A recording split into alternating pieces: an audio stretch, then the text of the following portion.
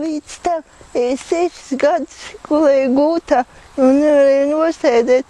Un esmu piedzīvojis to, ka gulta diezgan maz kur tiek. Un ja arī tiek, tas par lielu maksu. Tā kā es ļoti priecīgi, ka tagad es ar draudzenēm varu aizbraukt ar mašīnu. Piemēram, man viena draudzene aizved pat ekskursijā pa Viņķu kalnu, un otra draudzene aizved uz manām tēva mājām, kur, protams, man bija ļoti patīkami atgriezties, redzēt, kā tur viss, kādi jauni, tur ir mammu satikt un pastaigāties pa apkārtni. Un tā kā man tās priecīgi notika, un es vēl ceru, ka vēl kāda draudzene vai draugs pieteiksies, kas mani kaut kur aizvedīs. Un tagad tiešām būs tāda iespēja, ka varēs aizvest, ja vien gribēs un būs laiks.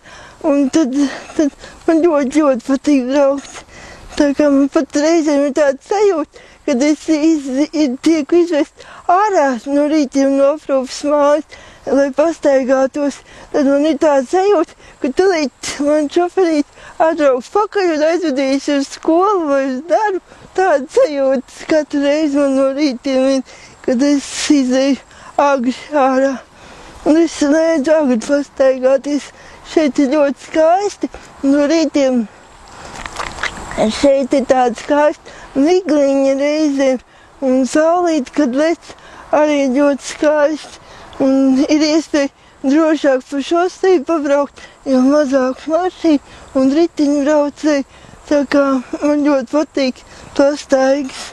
Tiešām fantastiski. Un arī fantastiski tas, ka es ar datoru varu darboties tagad diezgan daudz. Un tur arī pastaigās dodos pat uz tādām zemēm, kur neesmu bijusi. Paskatos video vai fotogrāfijas. Tad jau kāds man aizvedīs, vai arī es pati aizbraukšu uz turieni, kur vēlos. Es tā ceru vismaz.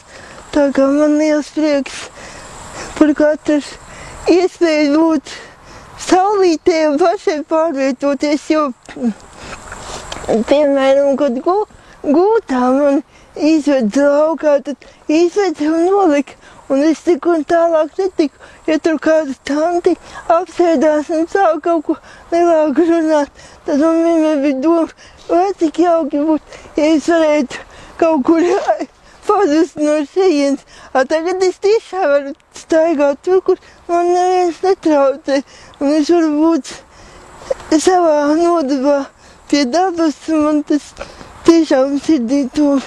Sākot no jūlijā, es sāku sēdēt ratiņos.